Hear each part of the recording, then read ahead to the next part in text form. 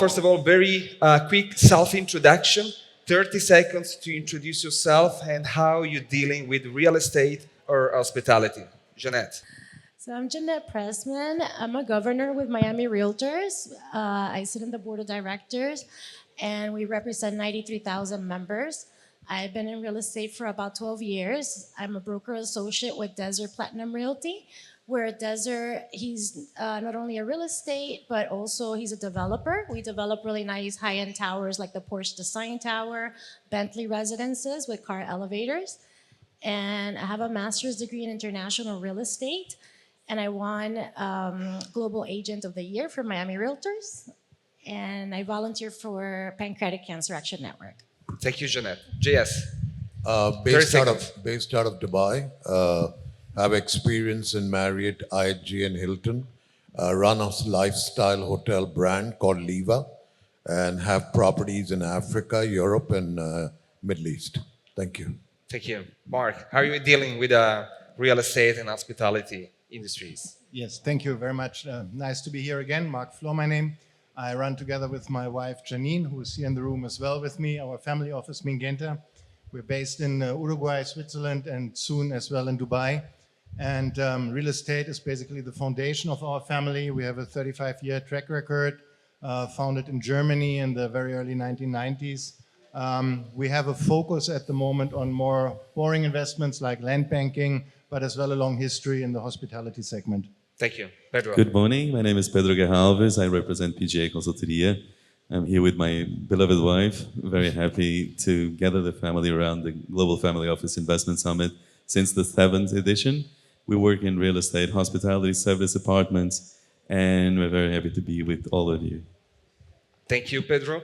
Can I ask you a round of applause for all the wives and the ladies here in the ballroom?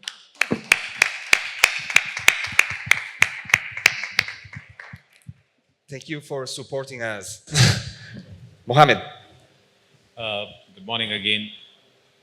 We are GrowQ 360 Management Fund, but real estate at hand. We are building an adoption enablement platform with an expansion of $200 million ambulatory footprint. As the shift is happening in the industry from inpatient to outpatient setting, we are expanding ambulatory footprint of healthcare, how we provide care in the outpatient settings to improve overall quality of life. In that attempt, we have expanded 41 new locations, and we are also supporting the establishment of a $1 billion hospital that will be the smart hospital of tomorrow. Philip. Hi everybody. My name is Philip. I work for 021 Investment. It's a hotel fund and hospitality fund. Looking at this panel, I'm probably the least qualified because I've only worked in Europe. I can only talk about a lot about Spain, Portugal, and Italy. Carmelo would be very pleased to know that we are actually investing in Italy into Really? 5-star hotels. Okay, save the news for later because we are coming back.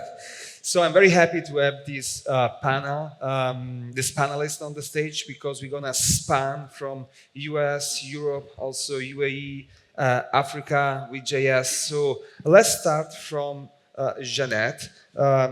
Jeanette, what about the American market in this moment? So because it's in the downturn, maybe it's going good. How is the US market in this moment? The real estate market right now in 2026, it's a market in transition. Overall, prices have been stabilizing. Buyers are getting used to the what's perceived as a higher interest rate. But real estate is very local in nature, so it's going to depend on each city. Overall, in the high demand cities, we have a shortage of supply. There's a lot of people who are holding on to very low rate mortgages and they've not been wanting to sell. So yeah, there's definitely opportunities right now. Cool. Jess, how do you see the market in this moment and which market do you have in your target? I think you've got to look at opportunity markets. Right now, I would say Balkans for hospitality and investment is fantastic. Africa is a great opportunity because they need talent, they need quality hotels. So I would say East, West, and North. North is largely Morocco. Morocco's is dynamic right now. Yeah, it's booming. But the pricing for real estate is really out of realistic terms.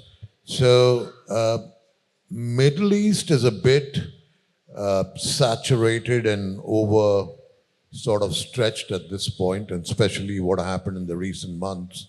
But I think Balkans, Africa, East, West, and North,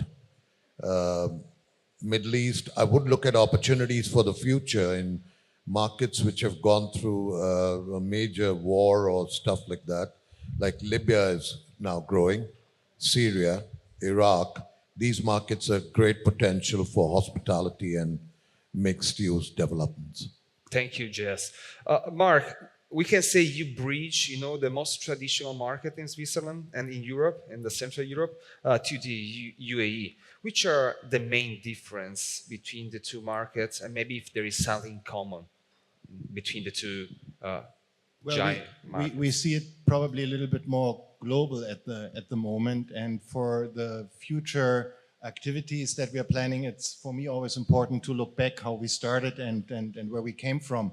And we never were chasing trends, not in the markets and not in the asset classes. For example, when we started in the early 1990s, it was in Berlin after the wall broke down. I looked into former factory sites and industrial buildings to convert them into living ensembles 10 years before big developers started this. And after this, I discovered that no one wanted to buy studio apartments in Germany. The smaller, the better. So, for example, the cheapest apartment we ever acquired was the equivalent to 5,000 euros in Berlin, not per square meter, but for a whole apartment. No one wanted them. And out of this, we tried to develop an eye for niche segments, no matter where. And at the moment, and this is where we think in the Middle East is a huge market, is the combination of medical tourism and hospitality.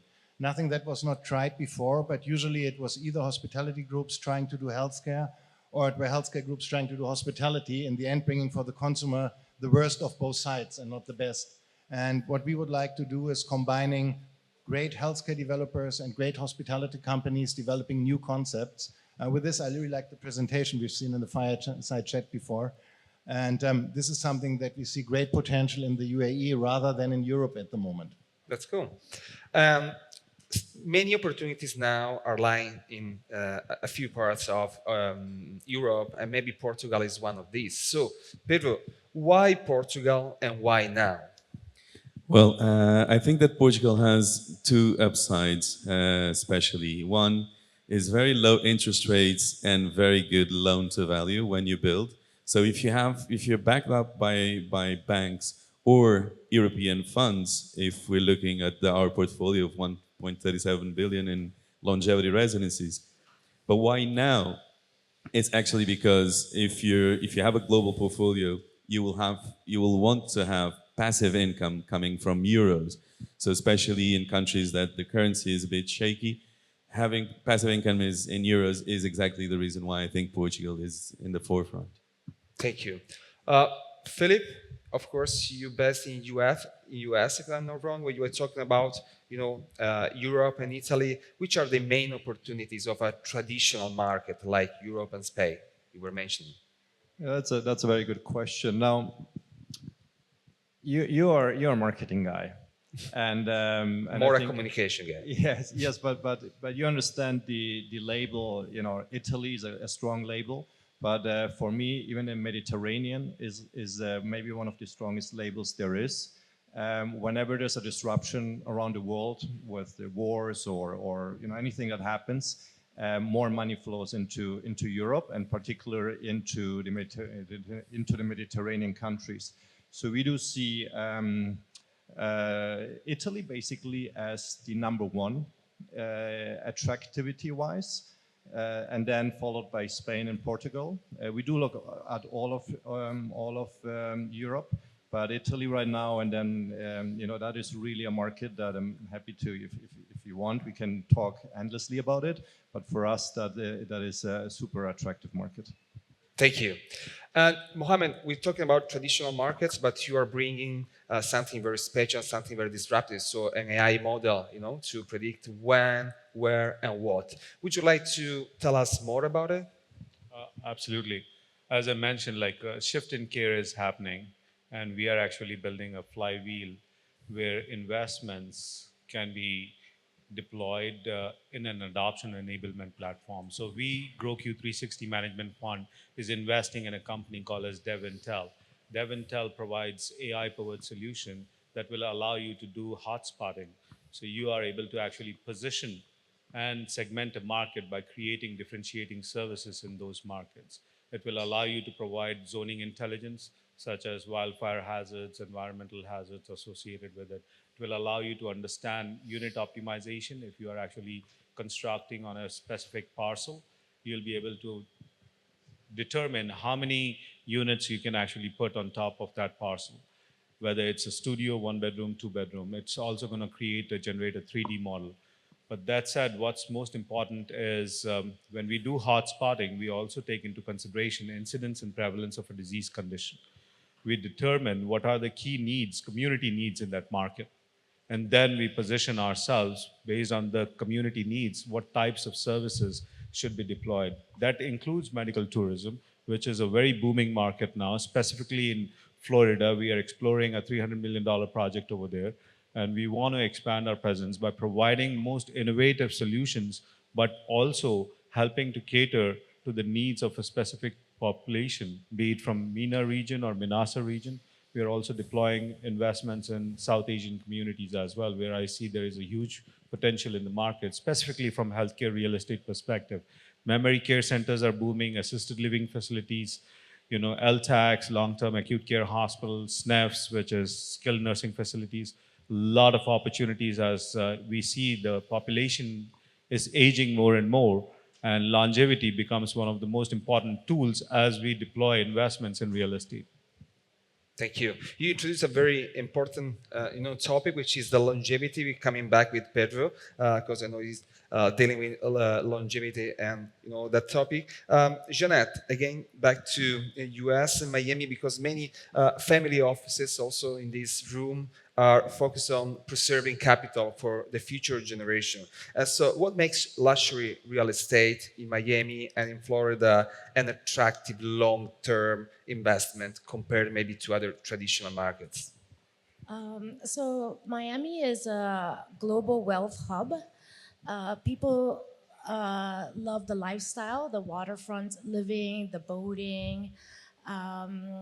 We have the $10 million and up properties are performing really well.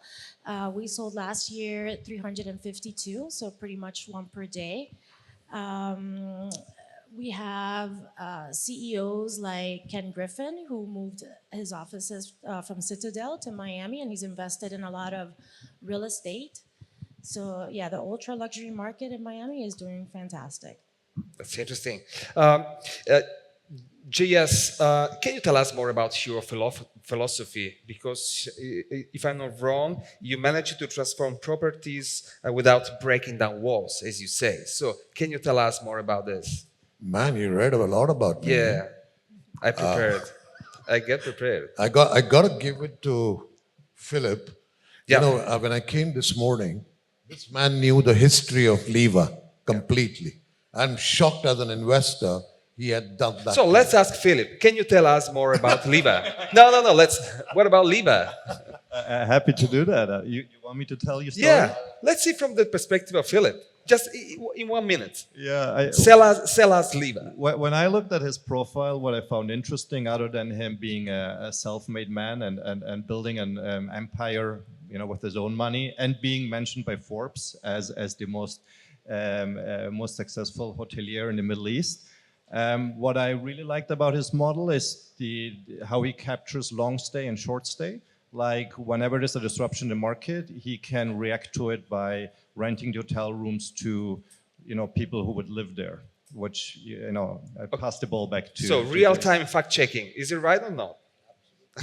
No, tell us more about the model. See, we started the brand about 6 years back, and we are non-funded. I put in my own capital, and we're now about 2,000 keys within the lifestyle brand segment, which is 3-star, 4-star, 5-star, and residences. Now, in terms of when you said breaking walls, what happens today is ownerships or investors, they want to maintain low cost on construction and faster ROIs. So we've mastered a couple of segments there. We take brownfield projects in countries like Zimbabwe, Kenya, Nigeria, from the government or pension funds, and we could convert them without breaking the physical structure and designing it into what we're looking to do. So we've identified, and that's why I'm here actually for investment, we've identified about 7 or 8 assets in Morocco, Poland, Zambia, Mauritius, Maldives, and Georgia that we want to buy these assets with the help of funding and convert them into lifestyle brands. Because right now in the market, the need of the hour is not what is standard. What is important right now is investors are looking for an experience. They're looking for flexibility. So what is the focus that needs to be in the market today? Lifestyle hotels, mixed-use developments, wellness resorts, and branded residences. That's it. That's the focus. It's very simple. You've got to be cost-effective and maximize revenue, maximize visibility, but you don't need to break down structures. And it's kind of a long-term process to go through a greenfield project, so I prefer brownfields. Thank you. Thank you, Jess. Mark, you were talking about the niche market you are looking for, but in this fast-moving real estate market where many investors chase rapid and short-term flips, how do you educate other family offices or the family you following on the value of quality over volume? Well, if it's a market of rabbits, we are the turtle. We have a very, very long-term vision that it's totally disconnected from yields or from fast achievements. We are betting on land banking in Latin America, for example, interested in lands all around the big cities and farmland in regions where it might take 20 years to become something very interesting, let's say, which is the idea of capital preservation and potential growth in the future for the next generation more than what we can do right now. One of the reasons is we're simply too small to compete with the very big developers on, let's say, high volume, high yield developments and booming markets. And we've been in the past usually not partnering up in real estate developments, but doing this all on our own account. So with this, it's somehow a certain cap, yeah, that we can do and what we cannot do anymore. Thank you. Pedro, you started talking about longevity maybe 2 or 3 years ago. Now it's a buzzword. So how did you predict this, trend? And can you tell us more about longevity and how it's impacting not only our lives, but also the real estate and the hospitality industry? Thank you, Carmelo. Basically, I've been taking care of my grandmother and her sisters over 100 years old. I take care of a tetraplegic, and that's why I relate to the Mexico project as well. I believe that if we are definitely living longer, we should be living better as well. So the hyperbaric chambers that we see outside, the concept and the nanotechnologies and everything around the science today is available to all of us. And it's rooms like this room that we are today that bring this kind of ideas. As my friend Mark is saying, we don't think on short term. We believe that it's long-term vision that impacts. In Portugal, for instance, because we are studying in Portugal, we always look for plots that have abundant water access, and that's why our biggest projects, 120 hectares and 174 hectares, they have abundant water. So all the vision is we want to live better, and we, if we are fortunate enough, I learned this from the tetraplegic that I volunteered for 8 years, if we are privileged to live long enough, we will require the assistance of a third party. So this is for me very important. My wife and I, we are building the places that we will want to live. It's not to sell. It's not a short trend. It's not to maximize profits on the short term. It's definitely a long-term vision. That's why longevity. Thanks for sharing. Mohammed, how are you educating, the AI platform, to have a better, longevity-oriented strategy? If you are doing that. First of all, great insights. Congratulations to you on taking care of your grandma. I think that's amazing. That's inspiring, and I 100% support individuals who are taking care of elderly at their homes or in other places, because that's going to become a huge need in the future. And JS brought up a fact about mixed use. I will tell you that's where there is a huge opportunity leveraging AI-powered solutions, how we can provide multiple different solutions within a specific real estate market. We are now deploying, in an order to improve access to care and affordability, we are deploying primary care in each and every apartment building that we want to invest in multifamily homes that we want to invest in. We want to actually create smart future technologies that will be able to actually connect with the physicians in real time from your home setting, from your bedrooms, from your living rooms. You should be able to actually leverage the telehealth that you have access to on your app now, but that should actually become a real-time access where you can just talk to your television and it will tell you, or Alexa that you use, connect you with the right provider. So that's the smart technology that we are deploying as we are building in real estate specific to healthcare to improve that adoption of innovative solutions.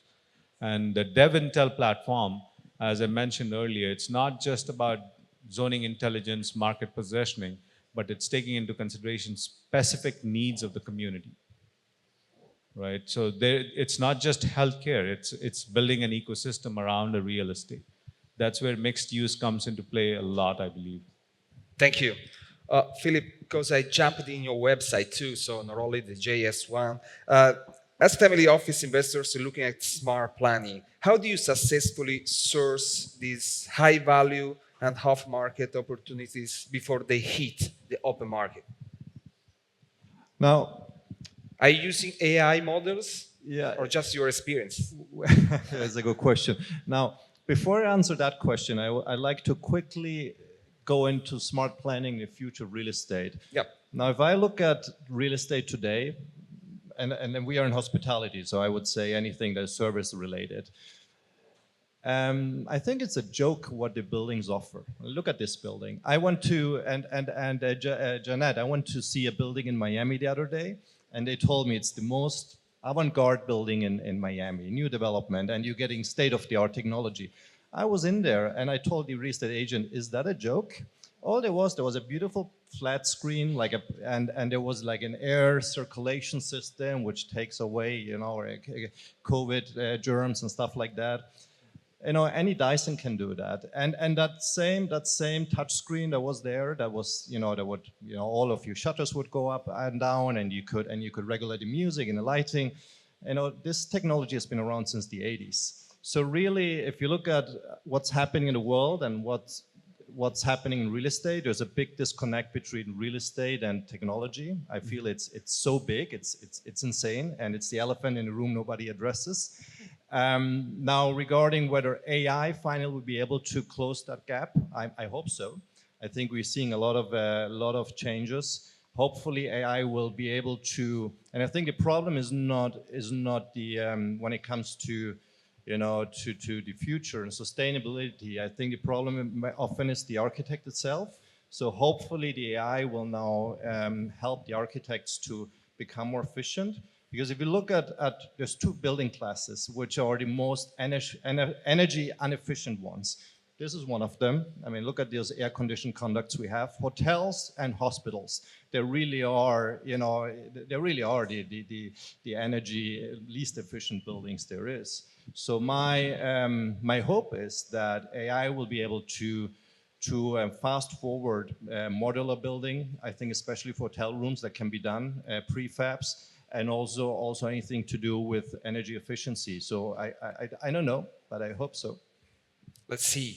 So we have the last 2 minutes. So the same question for all of us. Let's start from Philip. So if you have 10 or 20, let's say $20 million to deploy in a single real estate or hospitality project today, what's the single asset class or region you back? 20 million. Yeah, well, generally, I think in hotels, you will see two hotel categories. The ones that are from 0 to 3 stars are fully automated hotels, self check-in. You will hardly see any employees anymore. Employees will not be necessary. It's a commodity. All you sell is a room. And then the 4 and 5 star will be the full white glove service, where you have the reception, you have the concierge, you have the all of the F&B outlets. So I do believe that for us, whereas a commodity can always be replaced, no matter how good it is, it's all about the location. Whereas if you build something in the 5-star segment, it's a service, and what you're selling is not something beautiful. You're selling an experience, and I think that's really the future of hospitality is selling tailor-made experiences. Thank you. And we're in Italy, of course. Yeah. So, Mohamed, 20 seconds. Which asset class or region you back with 20 millions? I think AI technologies, AI-powered solutions that can actually help us do the smart planning of the future. In order to build a hospital without walls, we have to move the care outside. So I will invest in ambulatory care settings, specifically in the Minasa region. Thank you. Pedro? Obviously Portugal, because I'm there, but not only that, it's what Philip said. When we have war, everybody looks into Europe to be protected. Portugal is very good weather, food, everything. So people want the experience, as Philip was saying. People want to feel good, and they want to be investing in a currency that is strong, such as euro. Thank you. Mark? 20 million is a very tight budget, but I would build a boutique mental health focused family long stay facility in the UAE. Okay, cool. JS? I would build a luxury resort in Livingstone in Zambia, great potential, and buy 3 other assets in Morocco in the 3-star, 4-star upscale segment. Okay, so slightly different from Philip. So 5 stars and 3 and 4. So you are complementary. Philip Let's has go. a lot more money, which I don't. Jeanette? I would say to chase the asset that not the asset that has the highest return, but the asset that is hardest to replace. Scarcity creates value. So you could build like another building, but you cannot create more waterfront. So I would say invest in properties that create scarcity. Thank you so much. Thank you to all my fellow panelists. Big round of applause for them.